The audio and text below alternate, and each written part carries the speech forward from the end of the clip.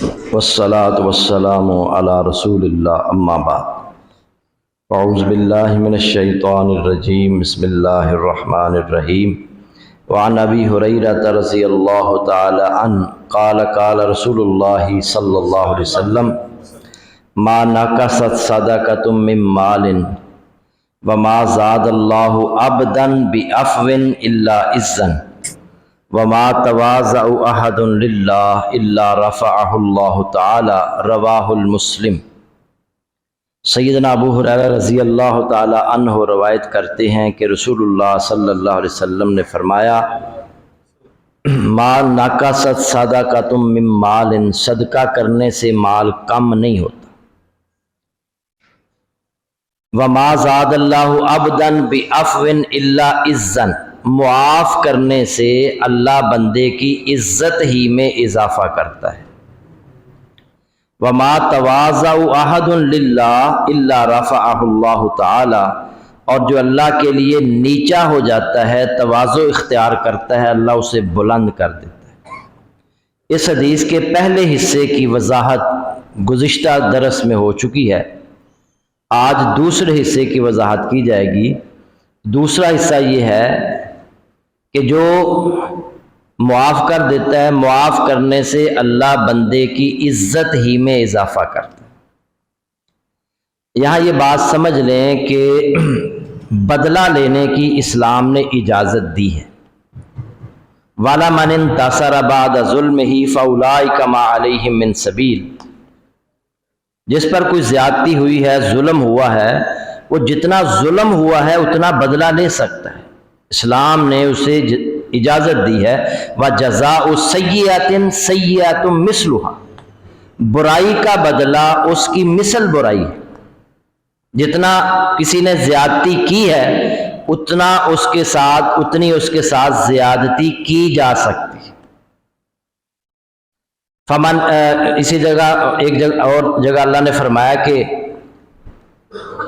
اگر کوئی تم پر زیادتی کرے فَاعْتَدُوا عَلَيْكُمْ بِمِثْلِ مَا اعْتَدَىٰ عَلَيْكُمْ، تو تم بھی اس پر اتنی زیادتی کر سکتے ہو جتنی اس نے تم پر زیادتی کی۔ لیکن بدلہ لینے کی اجازت ہونے کے ساتھ ساتھ جو بہترین صورت ہے وہ درگزر کرنے کی ہے، معاف کرنے کی ہے۔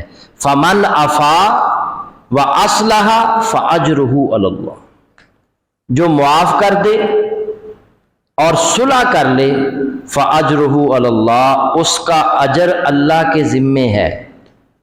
یعنی معاف کرنا یہ اتنا بڑا عمل ہے، صلح کرنا یہ اتنا بڑا عمل ہے کہ اللہ رب العزت اس بندے کو جو معاف کر دیتا ہے، درگزر کرتا ہے، بدلہ نہیں لیتا، اللہ تعالیٰ اس بندے کو اجر خود عطا فرمائیں گے۔ جیسا کہ روزے کے بارے میں بھی فرمایا، حدیث قدسی ہے، الصوم لی وانا اجزی بہ، روزہ بندہ میرے لیے رکھتا ہے اور اس کا بدلہ اور اس کی جزا بھی میں خود اسے عطا کروں۔ تو معاف کرنے والے کو بدلہ، اس کا اجر، اس کا ثواب کوئی فرشتہ نہیں لکھ سکتا، خود اللہ رب العزت اسے عطا فرمائے۔ لیکن بدلہ لینے کی اجازت ہے، لیکن یاد رکھیں جب کوئی بندہ بدلہ لیتا ہے نا تو اتنا نہیں لیتا۔ کوئی بندہ گالی دے تو جواب میں وہ ایک گالی نہیں دے گا، وہ گالیاں دے گا، اور صرف گالیاں نہیں دے گا بلکہ اپنے بھراواں نو بلا کے، اپنے چاچے بابے دے پتراں نو بلا کے تے پھینٹی بھی لگائے گا، بلکہ بعض اوقات پھینٹی سے بھی بات آگے نکل جاتی ہے۔ چھوٹی چھوٹی باتوں پر، معمولی باتوں پر 10-20 روپے پر جھگڑا اتنا بڑھ جاتا ہے کہ بات قتل تک پہنچ جاتی ہے۔ تو بہتر صورت نہیں ہے کہ ہم معاملے کو حل کر لیں اور معاف کر دیں، درگزر کر لیں۔ مسلمان، میں اکثر کہا کرتا ہوں، مسلمان ایک دائی ہے، اور دائی جو ہوتا ہے نا، جو دعوت دینے والا ہوتا ہے، وہ ہر کسی سے الجھتا نہیں ہے۔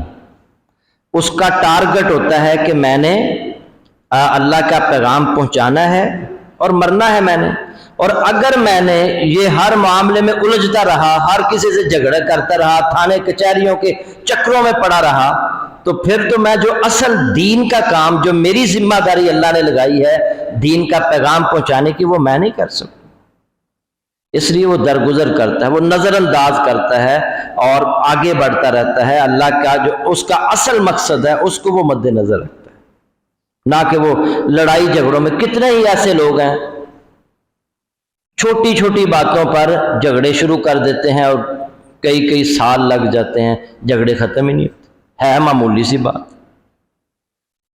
تو میرے بھائیو، درگزر سے، یہ اللہ کے نبی کی، جہاں اور بہت ساری سنتیں ہیں، معاف کرنا یہ اللہ کے نبی صلی اللہ علیہ وسلم کی یہ بھی سنت ہے۔ آپ کی پوری سیرت بھری ہوئی ہے کہ آپ نے کبھی کسی سے اپنی ذات کے لیے انتقام نہیں لیا، آپ نے درگزر کیا۔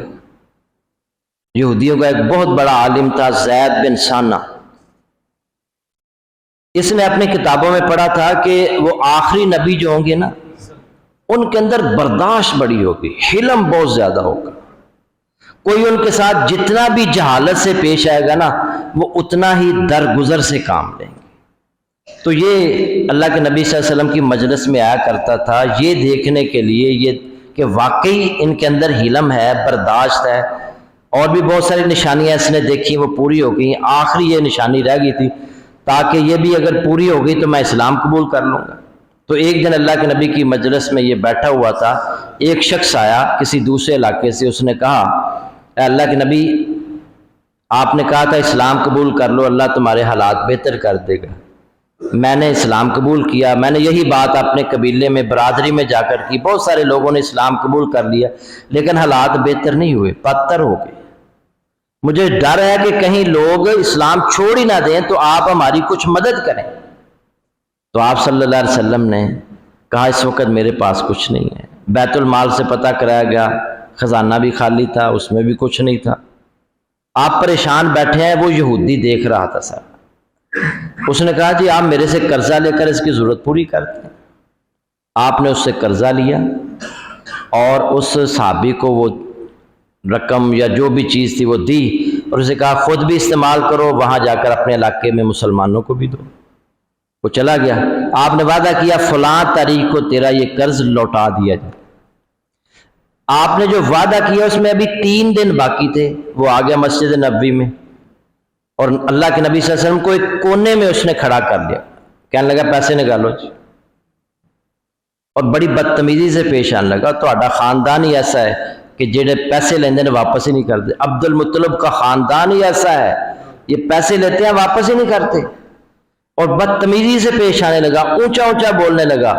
اللہ کے نبی صلی اللہ علیہ وسلم برداشت کر رہے ہیں، صحابہ بھی موجود ہیں، آپ صرف اشارہ کرتے تو ایک اس کی گردن اڑا دینی تھی صحابہ، لیکن آپ برداشت کر رہے ہیں، کوئی جواب نہیں دے رہے۔ حضرت عمر رضی اللہ تعالیٰ عنہ نے جب یہ دیکھا کہ یہ بار بار گستاخی کر رہا ہے، وہ اٹھے اسے دھکا دیا، تو اللہ کے نبی صلی اللہ علیہ وسلم نے حضرت عمر کو فرمایا کہ عمر تمہیں ایسا نہیں کرنا چاہیے۔ ہاں آپ اسے کہتے کہ یہ تقاضا کرنے کا طریقہ نہیں ہے، اور مجھے کہتے کہ آپ اس کی رقم واپس کرتے۔ پھر آپ نے فرمایا اسے فلاں صحابی کے پاس لے جاؤ اور اس کا جتنا قرض بنتا ہے نا اتنی کھجوریں اس کو دے دو، اور 1 من کھجوریں زیادہ دینا، اس لیے کہ عمر تم نے اس کو دھکا دیا۔ جب آپ نے یہ اعلان کیا تو وہ فوراً کہتا ہے اشہد ان لا الہ الا اللہ و اشہد ان محمد الرسول اللہ صلی اللہ علیہ وسلم۔ تو اسلام قبول کرنے کے بعد کہتا ہے کہ میری جتنی بھی جائیداد ہے نا میں اس کے 2 حصے کرتا ہوں، آدھا اسلام کے لیے وقف کرتا ہوں۔ اور کہنے لگا مجھے پہچانا؟ تو حضرت عمر کہنے لگے نہیں، کہنے لگا میں زید بن سانہ ہوں۔ وہ کہنے لگے وہ جو یہودیوں کا بہت بڑا عالم ہے، نام سے واقف تھے، شکل سے واقف نہیں تھے۔ وہ کہنے لگا ہاں۔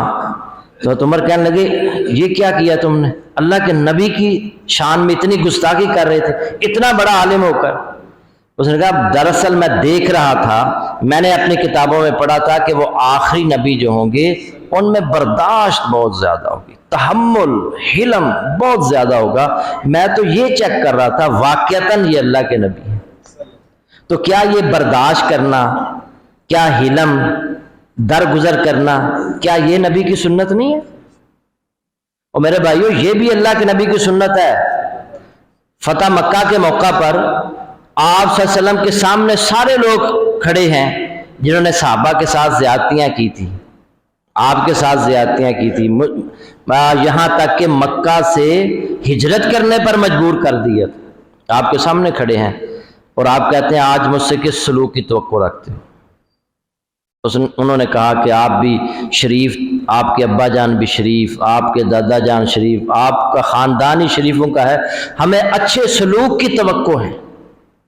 تو آپ نے فرمایا تھا لا تثریب علیکم اليوم اذهبوا انتم الطلقاء، آج تم سے جس طرح میرے بھائی یوسف علیہ السلام نے اپنے بھائیوں سے کہا تھا نا کہ آج میں تم سے یہ بھی نہیں پوچھوں گا کہ تم نے مجھے کنویں میں کیوں پھینکا تھا، میرے ساتھ ایسا کیوں کیا تھا، میں بھی اپنے بھائی کے الفاظ دہراتا ہوں، آج میں تم سے نہیں پوچھوں گا کہ تم نے میرے ساتھ، میرے صحابہ کے ساتھ ایسا کیوں کیا تھا، اذهبوا انتم الطلقاء، جاؤ تم آزاد، طاقت رکھنے کے باوجود۔ اور یہ نیکی، سب سے بڑی نیکی یہی ہے کہ بندہ اختیار رکھتا ہے، اقتدار بھی اس کے پاس ہے، بدلہ لینے کی طاقت بھی رکھتا ہے، اس کے باوجود وہ درگزر کر دیتا ہے، معاف کر دیتا ہے، یہ سب سے بڑی نیکی۔ موسیٰ علیہ السلام نے، نبی صلی اللہ علیہ وسلم نے فرمایا، اللہ تعالیٰ سے پوچھا کہ اللہ تیرے بندوں میں سے سب سے زیادہ عزت والا بندہ کون ہے؟ تو اللہ تعالیٰ نے فرمایا کہ جو بندہ بدلہ لینے کی طاقت رکھنے کے باوجود معاف کر دے۔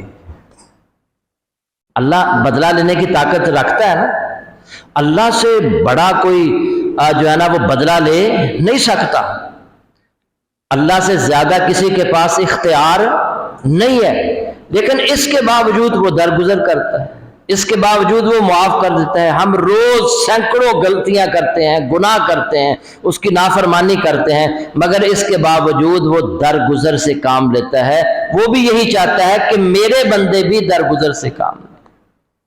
تو میرے بھائیوں، معاف کرنے سے بندے کی عزت میں اضافہ ہوتا ہے، اللہ کے نبی کہہ رہے ہیں، اور ایک حدیث میں قسم اٹھا کر آپ کہہ رہے ہیں کہ معاف کرنے سے بندے کی عزت میں اضافہ ہوتا ہے۔ آپ معاف نہیں کریں گے، انتقام لیں گے، تو کیا پھر یہ معاملہ ختم ہو جائے گا؟ انتقام در انتقام کا سلسلہ یہ چلتا چلا جائے گا اور یہ نسلوں تک منتقل ہوتا ہے۔ کئی ایسے خاندان ہیں، ان کے دادے نے، یہ ٹرکاں والا جو ہے، اس کا پردادا قتل ہوا، اس کا دادا قتل ہوا، اس کا باپ قتل ہوا، خود قتل ہوا، تو یہ انجام ہوتا ہے۔ اس کا بہتر طریقہ یہ نہیں ہے، درگزر کریں، معاف کر دیں، معاملے کو سلجھا لیں، صلح کر لیں، اور اپنا جو اصل مقصد ہے، جو داعیانہ کردار ہمیں ادا کرنا چاہیے، وہ ادا کریں۔ لیکن جب کوئی بندہ زیادتی کرتا ہے نا، تو ذہن میں شیطان خیال ڈالتا ہے، اور یار انہوں تو جواب دے، اور تو جواب نہ دیتا ہے اور شیر ہو جائے گا، کل تینوں اج ایک گال کڈی ہے نا، کل 2 کڈے گا، 4 کڈے گا، تیرا مکو ہونا ہی ٹھپ۔ شیطان کی طرف سے یہ خیال آتے ہیں، تو جب اس طرح کے خیال آئیں تو تعوذ پڑھا کریں اور درگزر سے کام لیں، کیونکہ یہ اللہ کے نبی کی سنت ہے، یہ اللہ کی سنت ہے۔ اس لیے میرے بھائیوں، معاف کر دیا کریں، درگزر کیا کریں، اور یہ اس سے بندے کی عزت میں اضافہ ہوگا۔ اللہ تعالیٰ مجھے اور آپ کو عمل کی توفیق عطا فرمائے۔ وآخر دعوانا ان الحمد للہ رب العالمین۔